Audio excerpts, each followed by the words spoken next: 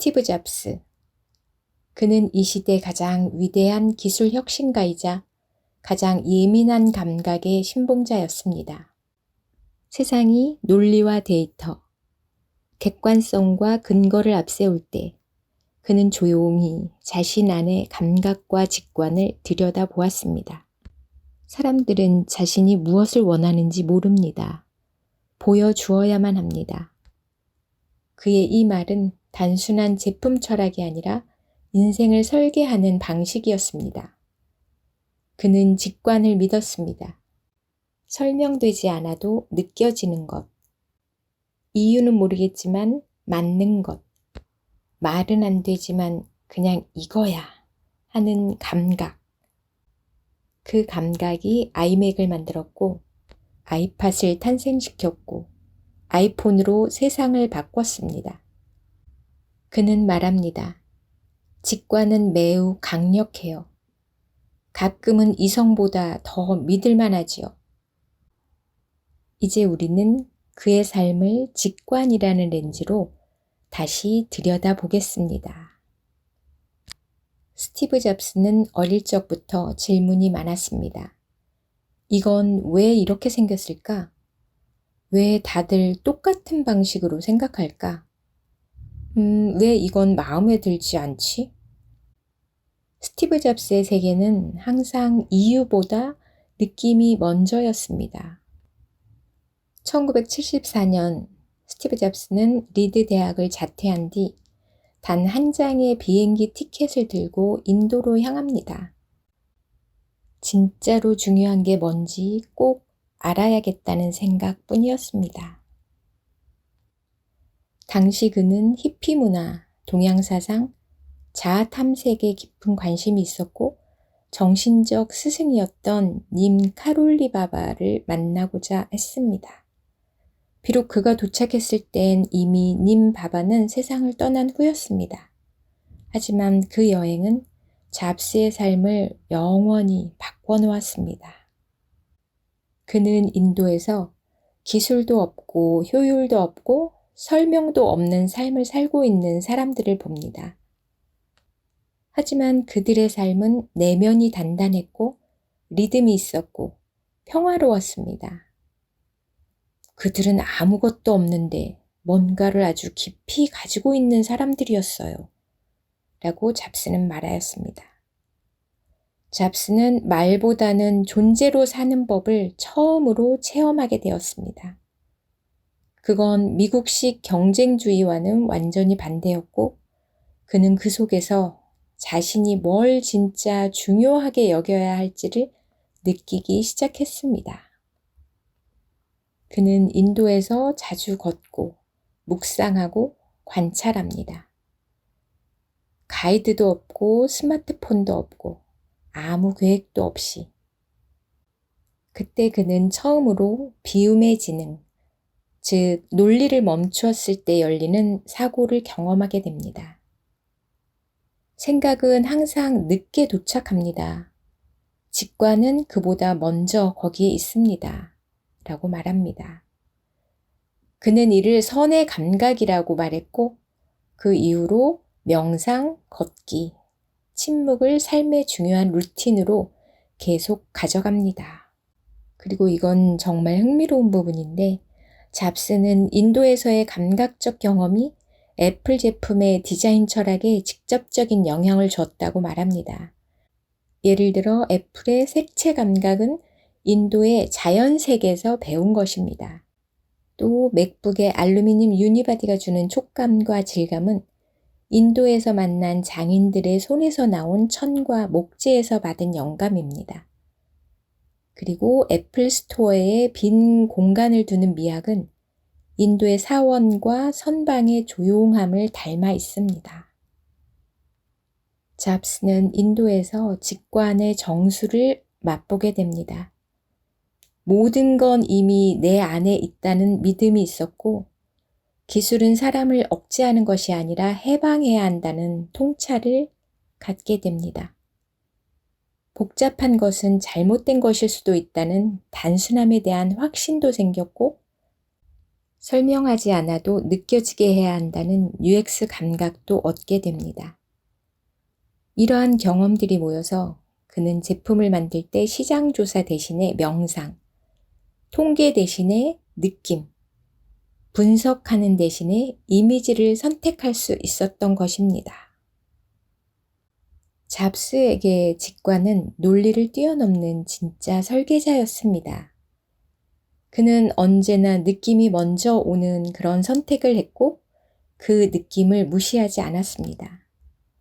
직관은 내 인생에서 가장 강력한 도구 중 하나였다. 나는 그걸 절대 무시하지 않았다. 라고 말하였습니다. 우리는 종종 생각합니다. 더 많은 분석, 더 많은 데이터가 정답일 것이라고. 하지만 스티브 잡스는 느낌이 이끌 때 세상이 바뀐다는 걸 보여주었습니다. 직관으로 만든 제품들을 살펴보겠습니다. 우선 아이팟의 클릭 휠을 들 수 있습니다. 2001년 잡스는 기술자들에게 1000곡의 노래를 주머니에 넣고 싶다고 말을 합니다. 당시 하드디스크, 배터리, 파일 압축 기술은 여전히 불안정했지만 그는 기술의 한계보다 느낌의 가능성을 먼저 믿었습니다. 그가 설계자들에게 던진 요구는 단 하나. 버튼은 최대한 적게, 그리고 사람 손이 알아서 움직이게 만들어주세요. 그 결과가 바로 아이팟의 클릭 휠입니다. 클릭하지 않아도 감지되고 조작법을 몰라도 본능적으로 손이 돌기 시작하는 설계입니다. 이건 사용법이 아니라 리듬이었습니다. 기계가 아니라 경험이었습니다. 두 번째로 아이폰. 2007년 그는 휴대폰에 키패드가 없어야 한다고 선언합니다. 모두가 반대했지만 그는 말하였습니다. 키보드가 붙어 있는 순간 그건 어제의 기계예요. 사람들은 기계를 손으로 느껴야 해요. 정확히, 손가락 하나로. 그의 직관은 기능이 아니라 접촉을 설계한 것이었습니다. 슬라이드 투 언럭, 핀치 줌, 스크롤 시 관성 효과. 모두 시각적으로 설명하지 않아도 감각적으로 작동되는 디자인입니다. 그것은 사용 설명서를 없애는 혁명이었고 직관의 세계로 들어가는 초대장이었습니다. 세 번째, 1998년 등장한 아이맥 G3입니다. 하늘색 투명 플라스틱, 곡선형 외관, 사람들은 장난감 같다고 조롱했지만 그는 기계가 인간에게 겁을 주면 안 된다고 생각했습니다. 왜 컴퓨터는 다 회색이어야 하죠? 왜 두렵게 생겨야 하죠? 사람이 쓰는 기계라면 사람을 닮아야 하잖아요. 그 직관은 단지 외관을 예쁘게 만든 게 아니라 기계를 감정의 영역으로 끌고 온 사건이었습니다. 이렇듯 스티브 잡스의 직관은 늘 사람을 향해 있었습니다. 그는 사용자들을 관찰하면서 데이터보다 먼저 그들의 몸짓과 표정을 보았습니다. 이 부분에서 왜 멈칫하죠? 왜 여기서 혼란스러워하죠? 이건 왜 누르지 않지요? 그는 기능보다 멈칫을 보았고 속도보다 눈빛을 읽었습니다. 그는 제품을 점검할 때 기술적인 용어보다 이런 표현을 썼습니다. 이건 안 따뜻해. 이건 사람 냄새가 안 나. 이건 내 손에 안 붙어. 이건 말이 너무 많아. 이건 그냥 안 들어가.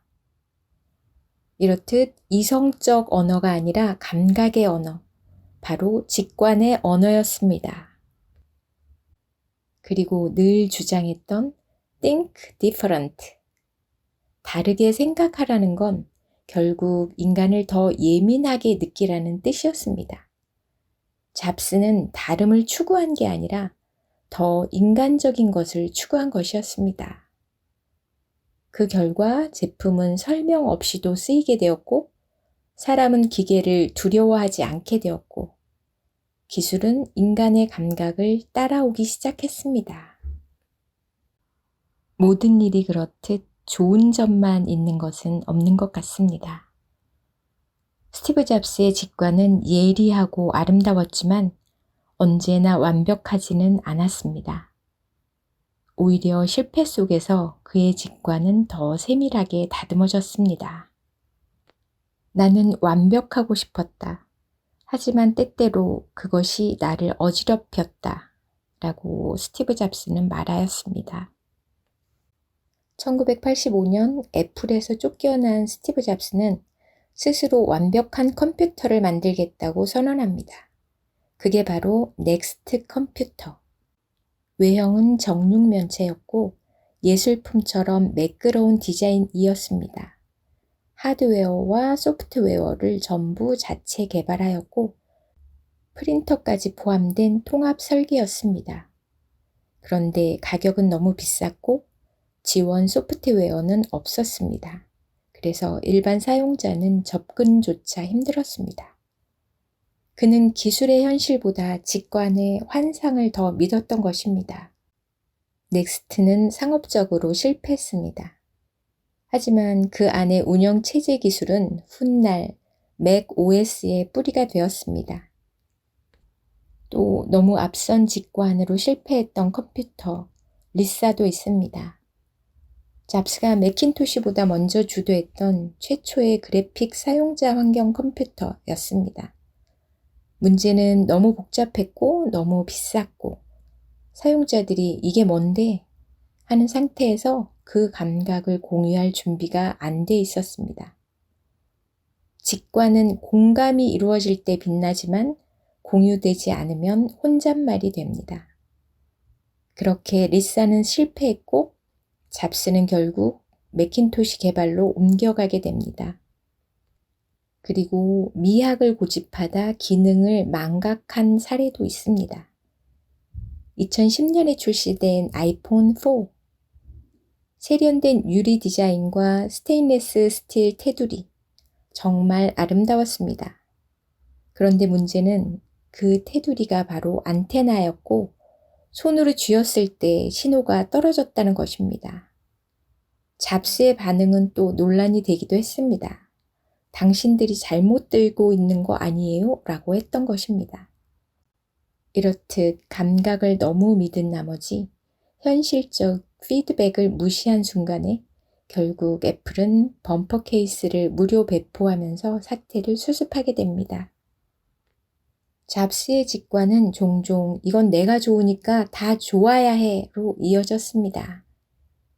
그것이 감각적인 제품을 만들기도 했지만 때로는 타인의 다양성을 놓치게 만들었습니다. 맥에서 확장성이나 커스터마이징이 부족했던 이유, 단순함을 추구하다가 기능 삭제 논란을 부른 사례들, 또 앱 승인 기준을 잡스 한 사람의 기준으로만 판단했던 초기 앱스토어 운영 방식을 들 수 있습니다. 잡스의 직관은 날카로웠지만 그 칼날이 가끔은 너무 혼자 날카로웠던 것입니다. 스티브 잡스는 이러한 실패들을 통해서 조율된 직관을 배워나갔습니다. 넥스트에서 맥 OS로, 리사에서 매킨토시로, 또 안테나 게이트에서 하드웨어 설계의 절충으로, 그리고 완고함에서 팀과의 소통을 이루어 나갔습니다. 그의 직관은 무너지지 않았습니다.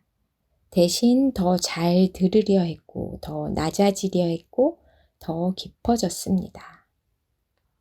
스티브 잡스의 직관은 처음부터 완벽하지 않았습니다. 오히려 그 실패들이 그를 더 깊은 직관을 할 수 있도록 성장시켰습니다. 내가 옳다고 느끼는 건 중요하지만 그걸 나누려면 내가 틀릴 수도 있다는 걸 늘 알고 있어야 합니다. 라고 그는 말하였습니다. 또 그는 직관은 어느 날 갑자기 오는 게 아니다. 그건 스스로 조용해진 사람에게만 온다. 라고 말합니다. 직관은 타고나는 것이 아니었습니다. 그는 명확하게 말합니다. 내가 직관을 믿게 된 건 묵상하고 관찰하고 반복해서 실패했기 때문입니다. 직관은 축적이고 정제이며 정적 속에서 피어나는 통찰이었습니다. 그는 인도에서 걷고 캘리포니아에서 좌선을 했고 제품 기획 전엔 혼자 있는 시간을 가장 소중하게 여겼습니다. 그는 말합니다. 세상은 말하는 사람이 아니라 보는 사람이 바꿉니다. 그는 항상 사람들이 멈칫하는 순간, 불편한 눈빛, 버벅이는 손짓을 주의 깊게 보았습니다. 직관은 분석이 아니라 관찰에서 태어납니다. 스티브 잡스는 아무것도 하지 않는 시간을 절대 낭비로 여기지 않았습니다. 산책, 명상, 조용히 앉아있기, 그 모든 것이 감각을 되살리는 훈련이었습니다. 정보가 너무 많으면 감각은 죽는다. 가끔은 생각을 버려야 보이기 시작한다. 직관은 채움이 아니라 비움으로부터 깨어난다. 스티브 잡스는 그래, 바로 이거야 하는 감이 오면 일단 그것을 붙잡았습니다. 하지만 동시에 그 느낌을 끊임없이 되짚고 다듬고 질문했습니다. 감각을 예술적으로 추구하되 결정은 집요하게 현실 위에 놓으려 했습니다. 내가 한 가장 중요한 결정들은 논리가 아니라 마음이 이끈 것이었어요. 라고 잡스는 말합니다. 그 마음이란 감정이 아니라 조용한 감각이었습니다. 우리도 할 수 있습니다.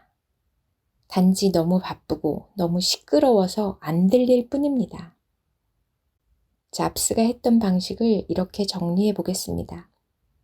조용해질 것, 작은 불편을 관찰할 것, 느낌을 글로 적어볼 것, 무조건 실험해 볼 것. 직관은 설명되지 않지만 경험 속에서 살아나는 언어입니다. 그래, 바로 이거야. 그건 삶이 주는 선물 같은 순간입니다. 가장 깊은 질문은 언제나 조용할 때 나온다. 그걸 듣고 따라가면 됩니다. 그게 인생입니다. 오늘은 여기까지입니다. 잡스의 마지막 멘트 다시 한번 음미해 보면 좋을 것 같습니다. 가장 깊은 질문은 언제나 조용할 때 나온다. 그걸 듣고 따라가면 된다. 그것이 인생이다. 함께 해주셔서 감사드립니다.